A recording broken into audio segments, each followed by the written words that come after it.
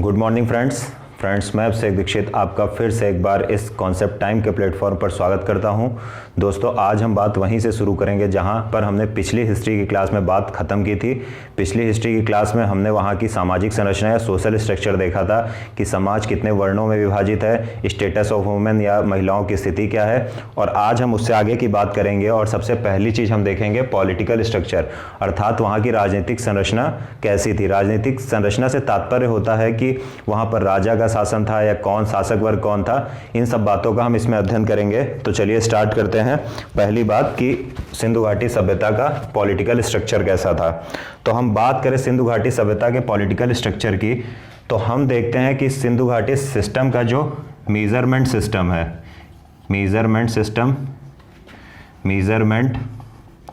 System यानी इसको scale system भी बोल सकते हैं, माप तौल प्रणाली। उसके बाद अगर हम दूसरी चीज देखें कि सिंधु घाटी सभ्यता की टाउन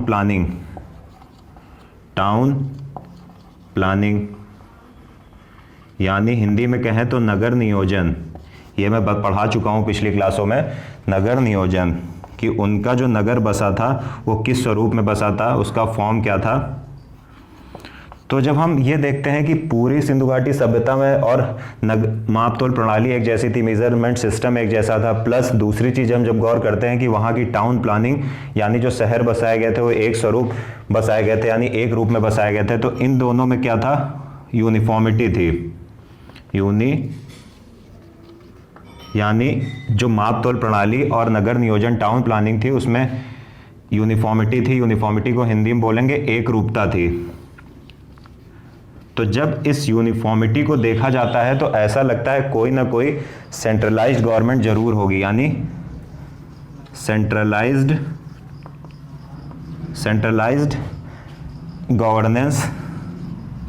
गवर्नेंस यानी केंद्रीकृत शासन रहा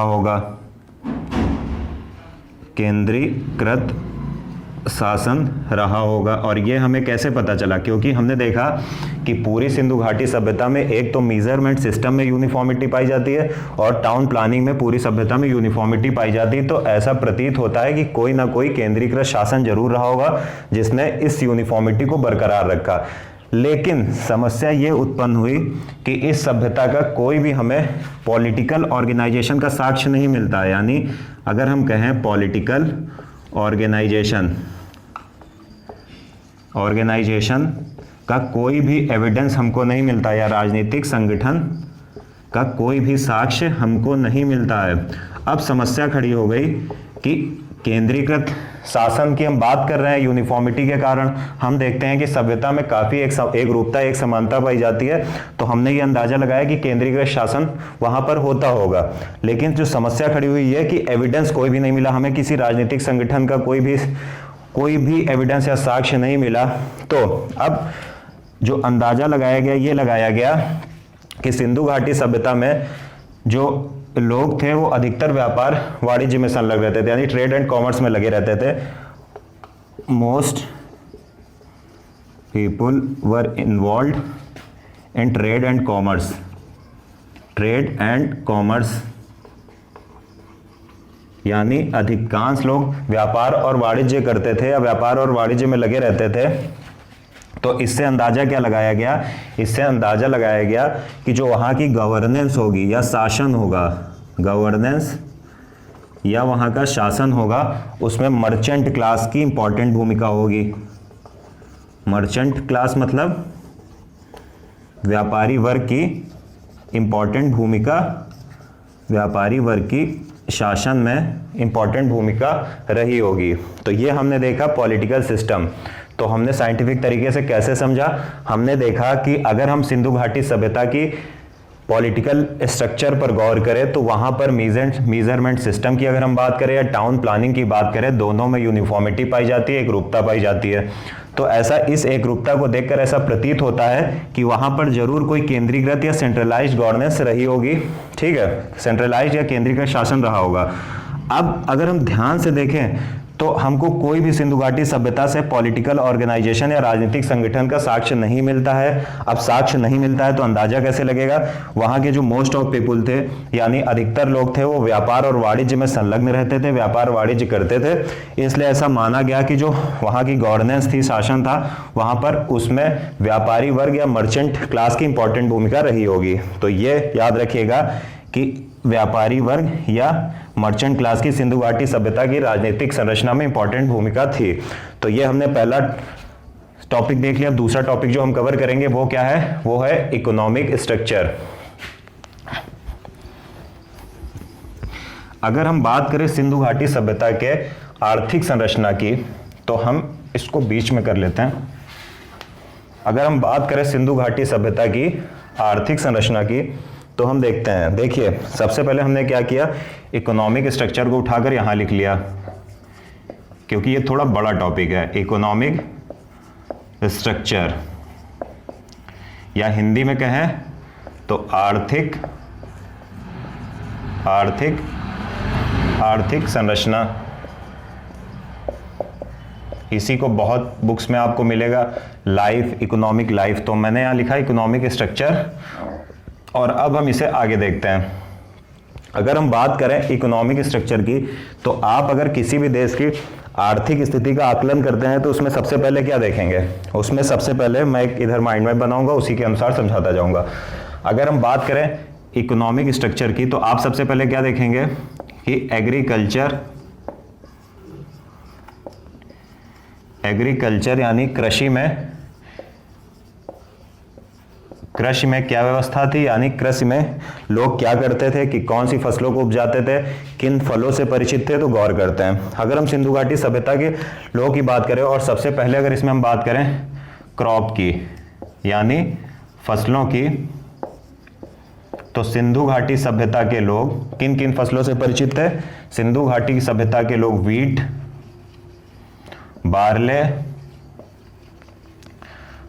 बार्ले हो गया, उसके बाद पीज, फिर मस्टर्ड हो गया, फिर मस्टर्ड से परिचित है, फिर किससे परिचित होंगे? कॉटन। यानी सिंधु घाटी सभ्यता के लोग गेहूं, जौ, मटर, सरसों, उसके बाद कॉटन मतलब कपास से परिचित थे। और ऐसा माना जाता है कि पहली बार कपास का जो उत्पादन हुआ था वो इसी सभ्यता में हुआ था। तो सिंधु घाटी के सभ्यता किन किन फसलों से परिचित थे? वो गेहूं से परिचित थे, जौ से परिचित थे, मटर से परिचित थे, सरसों से परिचित थे और कपास से परिचित थे। अब दूसरी चीज देखेंगे कि फ्रूट्स यानी फलों में वो किससे किससे परिचित थे। अगर हम फ्रूट्स की बात करें तो फ्रूट्स में वो सबसे पहले वाटरमेलन, सेकेंड बात करें मस्कमेलन,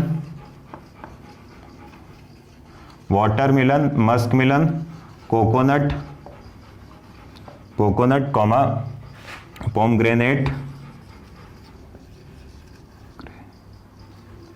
पोमग्रेनेट, उसके बाद अगर हम बात करें बनाना, एटसेट्रा। अगर हिंदी में बात कर ले एक बार, तो वाटरमेलन मतलब तरबूज,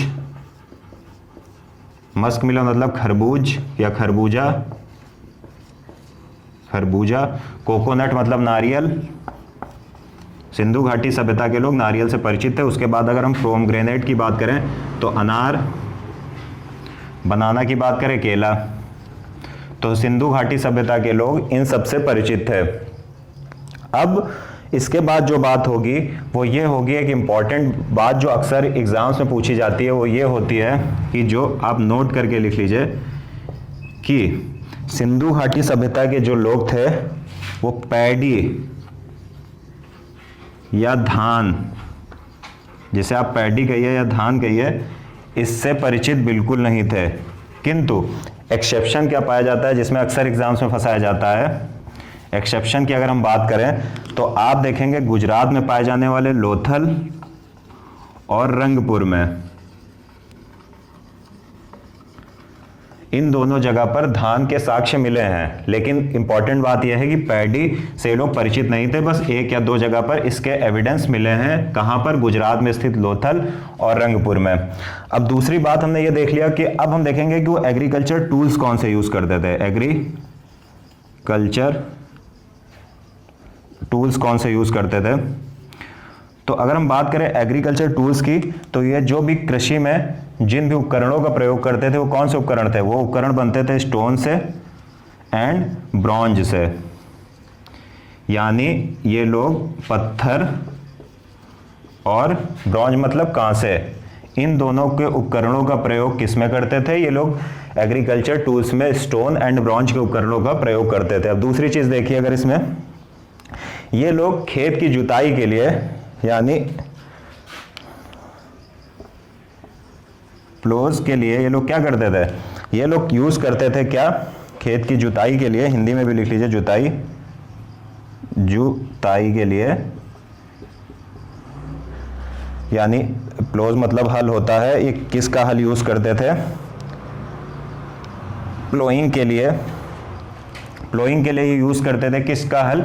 ये यूज करते थे वुडन प्लोज का, वुडन प्लोज का, यानी लकड़ी के हल का,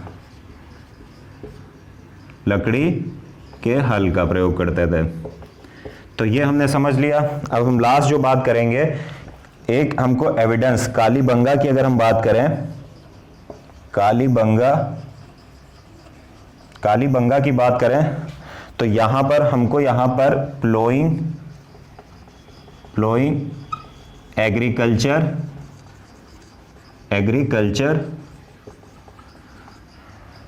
फील्ड के एविडेंस मिले हैं, यानी हिंदी में कहें तो यहां पर हमको जुते हुए खेत के साक्ष्य मिले हैं, खेत के साक्ष्य प्राप्त हुए हैं, जुते हुए खेत के साक्ष्य मिले। अब इस जुते हुए खेत के साक्ष्य का मतलब समझिए, हमको कालीबंगा से जुते हुए खेत के साक्ष्य मिले हैं। अब इसका मतलब ये होगा कि कालीबंगा से अगर जुते हुए खेत के साक्ष्य मिले हैं, तो जब जुताई होगी तो भूमि की जो गुणवत्ता होगी, क्वालिटी होगी, वो बढ़ेगी।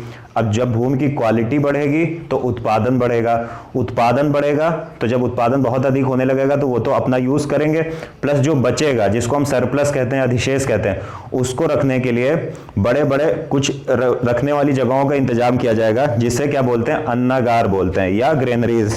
और इसी जब एग्रीकल्चर यानी खेतों की जुताई हुई तो एग्रीकल्चर प्रोडक्शन बढ़ गया, प्रोडक्शन बढ़ा, उत्पादन बढ़ गया, और इसी एग्रीकल्चर को फिर रखने के लिए ग्रेट ग्रेनरीज या विशाल अन्नागार, ग्रेट ग्रेनरीज या हिंदी में कहें तो विशाल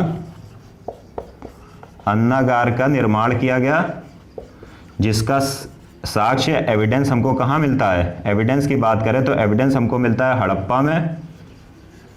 हड़प्पा में प्लस मोहनजोदारो में, इन दोनों जगह पर। और ये इंपॉर्टेंट है, इन दोनों जगह पर हमको काहे का एविडेंस मिलता है? हमको इन दोनों जगहों पर विशाल अन्नागार या ग्रेट ग्रेनरीज का एविडेंस मिलता है। कहां से? हड़प्पा मोहनजोदड़ो से। फिर से एक बार नजर देखते हैं, जब हम एग्रीकल्चर की बात करते हैं तो हम देखेंगे किन फसलों का उत्पादन करते थे। तो ये गेहूं, जौ, गेहूं, जौ, मटर, सरसों और कपास का उत्पादन करते थे। उसके बाद कपास का पहली बार उत्पादन सिंधु घाटी सभ्यता में हुआ था, ऐसा माना जाता है। अगर ये हम फलों की बात करें तो ये तरबूजा, खरबूजा, नारियल, अनार और केले से परिचित थे। ये धान का उत्पादन नहीं करते थे, किंतु जो धान एक्सेप्शन है वो ये है कि लोथल और रंगपुर में धान की भूसी के साक्ष्य मिले हैं, यानी धान का एविडेंस मिला है। एग्रीकल्चर टूल्स की बात करें तो ये पत्थर और कांसे के टूल्स यूज करते थे, ठीक है। उसके बाद अगर हम बात करें, ये लकड़ी के हल का प्रयोग खेत की जुताई के लिए करते थे, यानी वुडन प्लोज का प्रयोग करते थे।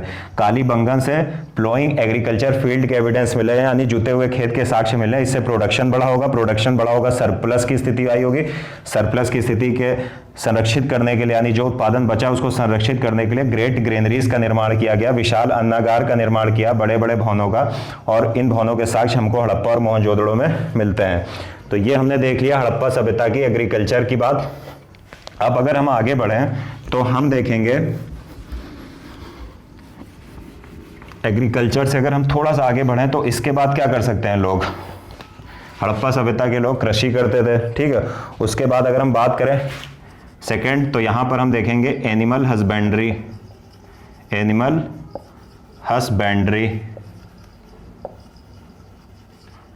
एनिमल हस्बेंड्री को अगर हम हिंदी में कहें तो हम कहेंगे पशुपालन। पशुपालन।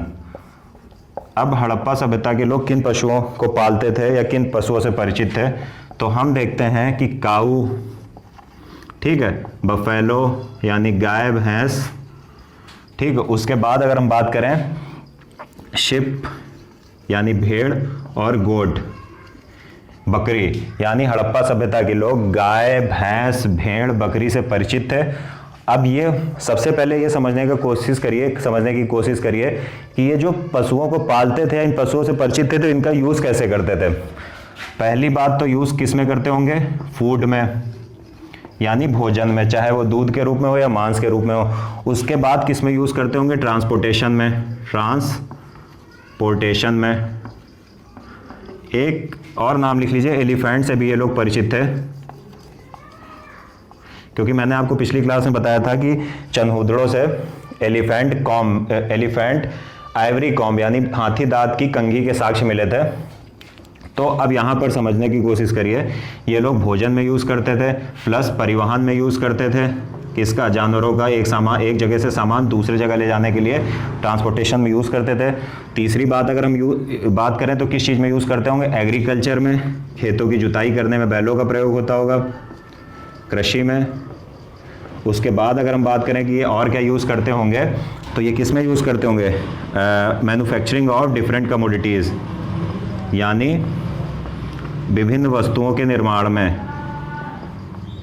वस्तुओं का निर्माण कैसे, जैसे मैंने अभी कहा हाथी दांत की कंघी, हाथी के दांत से कंघी का निर्माण, आइवरी कॉम्ब, यानी हाथी दांत की कंघी का निर्माण होता था। तो इस तरह हम देखते हैं कि जो पशुपालन होता था वो सिर्फ किस लिए होता था, सिर्फ दूध या मांस के लिए नहीं होता था, बल्कि ट्रांसपोर्टेशन भी के लिए भी यूज़ करते थे, प्लस एग्रीकल्चर में भी यूज़ करते थे, प्लस बहुत सारी उससे कमोडिटीज़ का निर्माण किया जाता था। किससे, इन्हीं जानवरों से मिलने वाले उत्पादों से, या उनके दूध या सामग्री से विभिन्न प्रकार के उपकरणों का, दूध से विभिन्न प्रकार के उत्पादों का निर्माण किया जाता था, और जो उससे ट्रांसपोर्टेशन भी होता था उन्हीं जानवरों से एग्रीकल्चर में भी यूज़ किया जाता था, खेत की जुताई करवाई जाती थी, और फूड के रूप में तो यूज़ होता ही था। तो ये हमने क्या देख लिया, एनिमल हस्बेंड्री देख लिया। अब हम आगे बढ़ते हैं।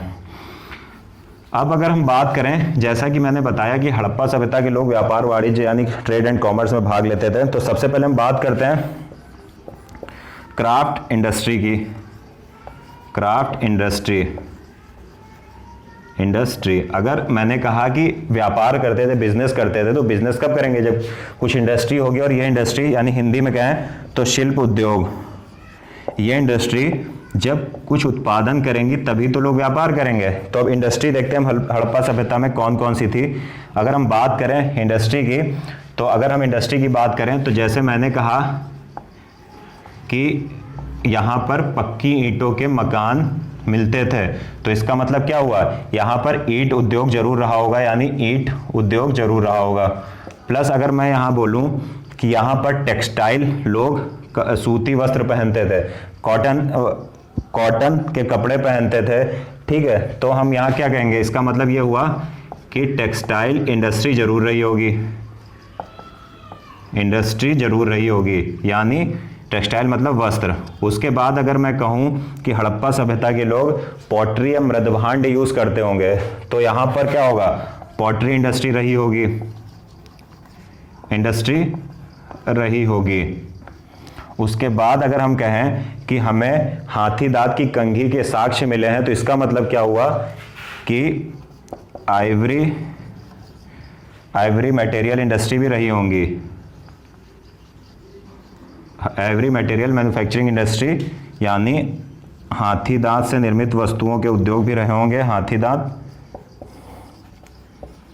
तभी हमें कंघी मिली है। अगर हाथी दांत से निर्मित होने वाले उत्पाद हमें मिल रहे हैं, तो इसका मतलब क्या होगा, इन उत्पादों को निर्माण करने वाली कोई इंडस्ट्री रही होगी, और उसे हम क्या बोलेंगे, Ivory material manufacturing industry. Short में लिखा है आइवरी मटेरियल इंडस्ट्री। हाथी दांत सामग्री उद्योग। तो ये हमने देखा, ऐसे बहुत सारे हम निकाल सकते हैं, कई और भी निकाल सकते हैं। मेन इंडस्ट्रीज यही रहेंगी। उसके बाद अगर हम देखें तो कांसा बनाया जा रहा है, तो इसका मतलब क्या होगा कि वहां पर मेटल इंडस्ट्री यानी धातु उद्योग जरूर रहा होगा, तभी कांसे का निर्माण किया जा रहा है तांबे और टीन को मिलाकर। तो धातु उद्योग हो गया। अब एक चीज जो गौर करिएगा, यहाँ के जो इंडस्ट्री थे वो क्या था, जो भी इंडस्ट्री थी विद डिवीजन एंड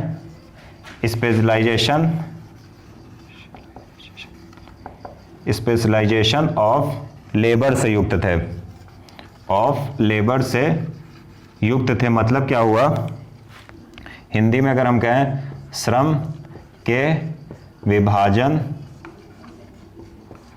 के विभाजन और विशेषीकरण से युक्त थे, मतलब इसका समझिए, मतलब श्रम का विभाजन और विशेषीकरण का मतलब ये होता है कि मान लिया कोई बहुत बड़ा काम है, उसको छोटे छोटे टुकड़ों में बांट दिया। मान लिया एग्जांपल मैं दे रहा हूं कि ये कोई काम है, या ब्लैक स्केच से करता हूं, ये कोई काम है, ठीक है, ये बड़ा काम है, इसको मैंने 4 पार्ट्स में डिवाइड कर दिया। अब जो ये काम का ये पार्ट है, इसको करने के लिए जो इस काम को करने में स्पेशलाइज्ड हैं या परिपक्व हैं, उनको मैंने हायर कर लिया। इसी तरह इतने काम को करने के लिए जो लोग परिपक्व हैं उनको हायर कर लिया, फिर इस काम को करने के लिए जो लोग परिपक्व हैं उनको हायर कर लिया, इस काम को करने के लिए जो लोग परिपक्व हैं उनको हायर कर लिया। तो इसी को बोलते हैं division and specialization of labour. जैसे कोई एक कोचिंग खुलती है तो वहां पर फैकल्टी होती है पढ़ाने के लिए, उसके बाद वहां पर कौन होगा, कंटेंट राइटर होते हैं, ठीक है, कंटेंट राइटर होते हैं, एडिटर होते हैं। तो ये क्या है, एक ही इंडस्ट्री में या एक ही उद्योग में, एक ही बिजनेस में स्पेशल लोग हैं जो अपने अपने काम में स्पेशल होते हैं। इसी को बोलते हैं division and specialization of labour. चूंकि division and specialization of labour था, तो इससे क्या हुआ, इससे जो इंपॉर्टेंट एक घटना हुई ये हुई कि ट्रेड एंड कॉमर्स बहुत ज़्यादा क्या हुआ, बढ़ गया, ठीक है, ट्रेड एंड कॉमर्स बहुत ज़्यादा बढ़ गया। तो ये हमने क्या देखा, क्राफ्ट इंडस्ट्री देख ली। अब हम बात करेंगे इसके बाद ट्रेड एंड कॉमर्स की। जो उद्योगों से जिन वस्तुओं का निर्माण हुआ है,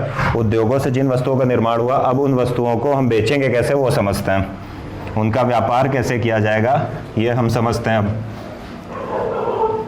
अगर हम बात करें कि क्राफ्ट इंडस्ट्री की, तो क्राफ्ट इंडस्ट्री की अगर हम बात करें, 4th पार्ट में हमने देख लिया कि यहाँ पर उद्योगों में वस्तुओं का निर्माण हो रहा है। अब हम बात करेंगे ट्रेड एंड कॉमर्स की, यानी अगर हम ट्रेड एंड कॉमर्स की बात करें तो इसको हिंदी में बोलेंगे व्यापार एवं वाणिज्य। अब हम समझने का प्रयास करते हैं कि व्यापार एवं वाणिज्य होता क्या है। दरअसल उद्योग और वाणिज्य में ये अंतर है कि उद्योग में हम केवल उन वस्तुओं को शामिल करते हैं या उन गतिविधियों को शामिल करते हैं जिससे वस्तुओं का उत्पादन होता है, लेकिन कॉमर्स में, वाणिज्य में हम उत्पादन के साथ साथ डिस्ट्रीब्यूशन को और बहुत सारी गतिविधियों को शामिल करते हैं। यानी इंडस्ट्री से लेकर जब तक उपभोक्ता के पास वस्तु पहुंचती है, तो जितनी बीच में प्रोसेस होती है उन सबको हम किस में शामिल करते हैं, कॉमर्स में शामिल करते हैं, वाणिज्य में शामिल करते हैं। अब इसमें अगर हम बात करें तो सबसे पहले हमको ये देखना होगा कि ये लोग एक्सपोर्ट और इंपोर्ट क्या करते थे। तो सबसे पहले अगर हम देखें ये लोग एक्सपोर्ट क्या करते थे, तो एक्सपोर्ट क्या करेंगे ये लोग, सबसे पहले एक्सपोर्ट करेंगे आइवरी मटेरियल करेंगे, आइवरी मटेरियल इन्होंने कर दिया। उसके बाद क्या होगा, उसके बाद ये वुडन मटेरियल, लकड़ी से बनी सामग्रियां करेंगे एक्सपोर्ट। उसके बाद अगर हम बात करें, इन्होंने हाथी दांत मटेरियल यानी हाथी दांत से निर्मित सामग्रियां, उसके बाद लकड़ी से निर्मित सामग्रियां, प्लस ये क्या करेंगे, उसके बाद ये क्या करेंगे, टेक्सटाइल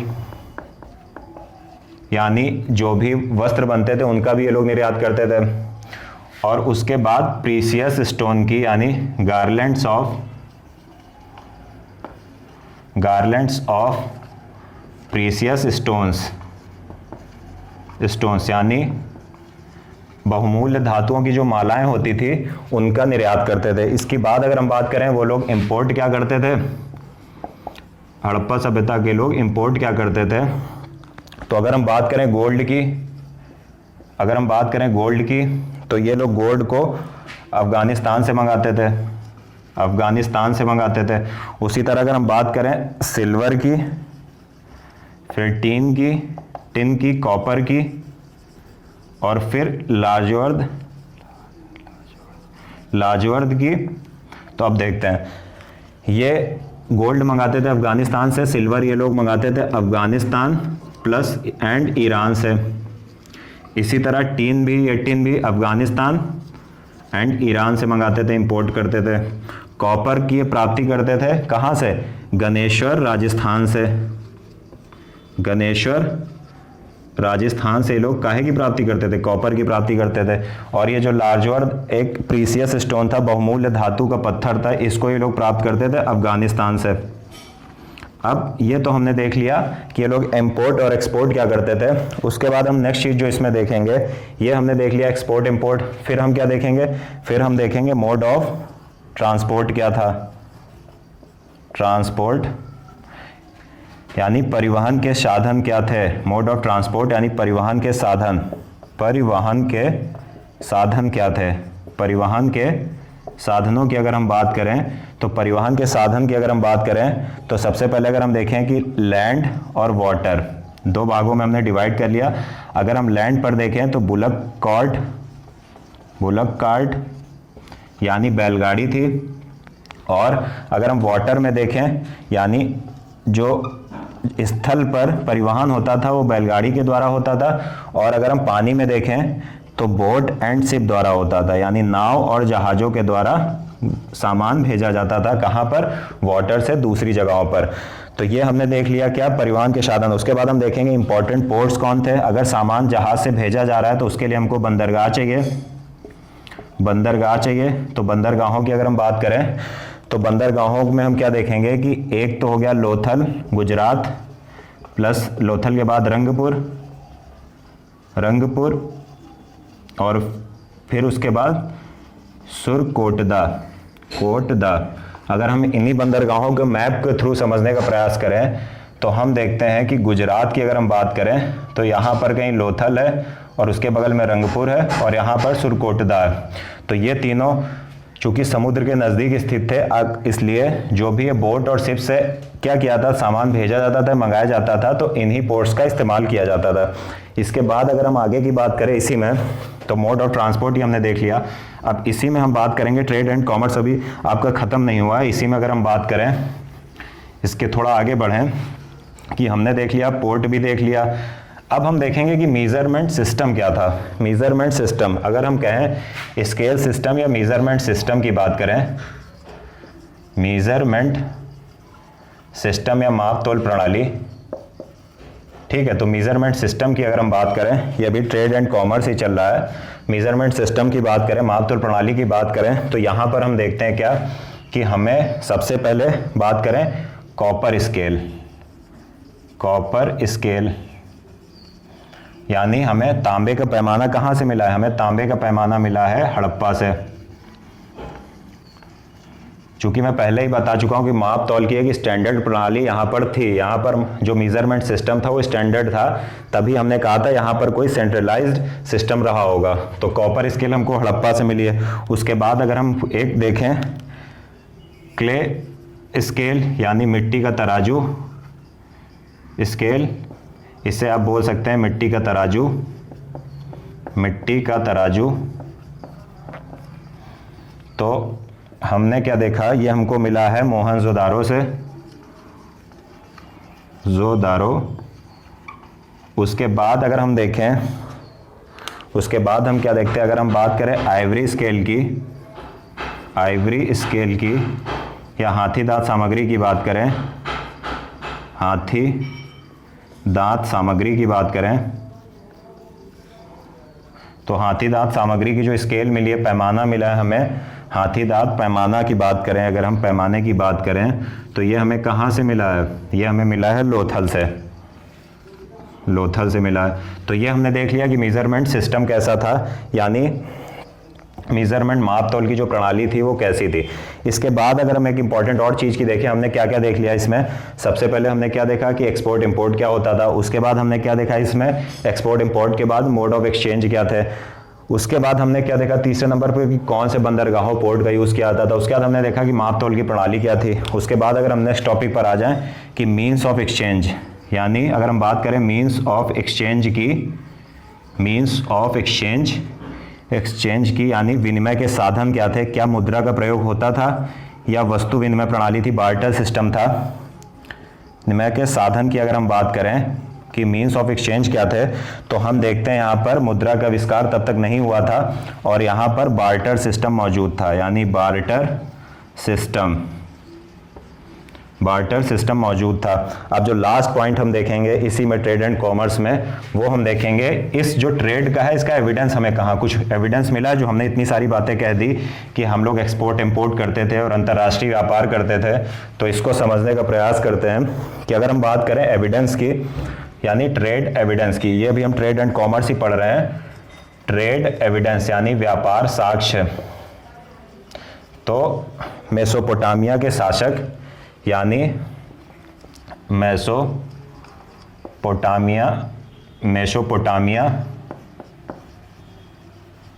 मेसोपोटामिया के शासक जिनका नाम था सारगॉन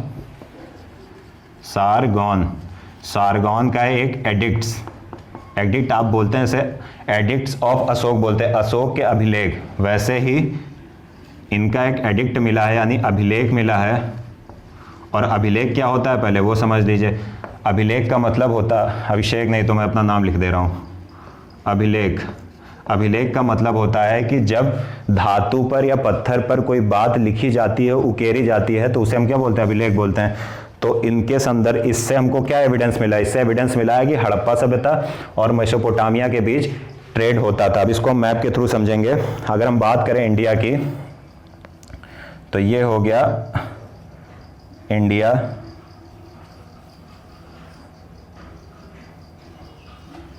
ये हो गया क्या, ये आपका हो गया इंडिया। और इंडिया के इधर से अगर हम थोड़ी सी बात करें तो ये आपका हो गया पाकिस्तान आपका इसलिए हो गया क्योंकि भरोसा नहीं कि कब अपना हो जाए। उसके बाद ये हो गया आपका अफगानिस्तान से लगता हुआ ही आपको मिलेगा क्या, आपको मिलेगा ईरान। और ईरान के थोड़ा सा इधर अगर हम बात कर लें तो यहाँ पर हमको मिलेगा क्या, इराक। यानी ईरान, अफगानिस्तान और ये पाकिस्तान और ये आपका हो गया इंडिया और ये आपका क्या हो गया, मेसोपोटामिया। और इसे अब क्या बोलते हैं, इसे बोलते हैं मेसोपोटामिया और इसे बोलते हैं इराक। तो ये हमने क्या देखा कि जो इंडिया का मेसोपोटामिया से हम किसकी बात कर रहे हैं, सारगॉन के अभिलेख से हमें क्या पता चलता है कि व्यापार था किसके बीच, मेसोपोटामिया के बीच और भारत के बीच व्यापार था। और ये व्यापार दो रूटों से था। यहाँ पर आपका था बहरीन। तो अब हम देखते हैं कि ये व्यापार कैसे था। एक तो व्यापार था लैंड रूट से कैसे था, पाकिस्तान अफगानिस्तान, यानी पाकिस्तान तो तब था ही नहीं, इसको हटा दीजिए। यानी यहाँ से आप कहते हैं यहाँ पर था रावी नदी के तट पर हड़प्पा और यहाँ से ट्रेड होता था मेसोपोटामिया के लिए अफगानिस्तान और ईरान होते हुए। और जो इन पोर्ट से होता था, चाहे वो लोथल हो या रंगपुर हो या सुरकोटदा हो, इनसे कैसे पोर्ट होता था, इनसे होता था बहरीन के माध्यम से। बहरीन, यहाँ से व्यापार होता था बहरीन के लिए, बहरीन एक मध्यस्थ की भूमिका निभाता था और फिर व्यापार यहाँ होता था। मतलब इन जो यहाँ से जल मार्ग द्वारा व्यापार होता था उसमें जो हड़प्पा सभ्यता और मेसोपोटामिया के बीच जल मार्ग द्वारा व्यापार होता था उसमें बहरीन एक मध्यस्थ की भूमिका निभाता था। तो ये हमने समझ लिया ट्रेड एविडेंस। तो ये हमने समझा ट्रेड एविडेंस और ये हमारा ट्रेड एविडेंस समाप्त होता है। अब हम देखते हैं कि जो ये भी होता था, यानी इस पूरे व्यापार का नेचर क्या था। नेचर यानी हिंदी में कहें तो स्वरूप क्या था। तो स्वरूप की अगर हम बात करें तो जो भी ये ट्रेड हो रहा था, जो भी ट्रेड होता था उसमें हड़प्पा सभ्यता को जो ट्रेड बैलेंस था, आप अगर बात करें ट्रेड बैलेंस यानी व्यापार संतुलन की अगर आप बात करें तो जो व्यापार संतुलन था ये किसके पक्ष में था, ये हड़प्पा सभ्यता के पक्ष में था, यानी व्यापार से फायदा किसको हो रहा था, प्रॉफिट किसको हो रहा था हड़प्पा सभ्यता को। ठीक है, इस व्यापार से इन लोगों को प्रॉफिट हो रहा था और इस प्रॉफिट से क्या हुआ, इस प्रॉफिट से अर्बनाइजेशन को बढ़ावा मिला, अर्बनाइजेशन को बढ़ावा मिला, अर्बनाइजेशन यानी नगरीकरण को बढ़ावा मिला, नगरीकरण को बढ़ावा मिला। और इस नगरीकरण से हमने क्या देखा कि हड़प्पा का उदय हो गया एक नगर के रूप में, फिर मोहनजोदारो का उदय हो गया, प्लस देखते हैं हम लोथल का उदय हो गया। तो ये सब कैसे हुआ, क्योंकि इन लोगों को ट्रेड में फ़ायदा हो रहा था और इस ट्रेड में जो फ़ायदा हुआ इसका इन्होंने यूज़ किया नगरीकरण में। और हम देखते हैं राइज ऑफ सिटीज़ यानी नगरों का उदय हमें दिखाई देता है, तो नगरों का उदय हमको दिखाई देता है। तो ये हमने पूरा आज देखा पॉलिटिकल सिस्टम या पॉलिटिकल स्ट्रक्चर और इकोनॉमिक स्ट्रक्चर। उम्मीद है आपको वीडियो पसंद आई होगी। अगर वीडियो आपको पसंद आई तो लाइक करिए, शेयर करिए और चैनल को सब्सक्राइब करिए। Thank you.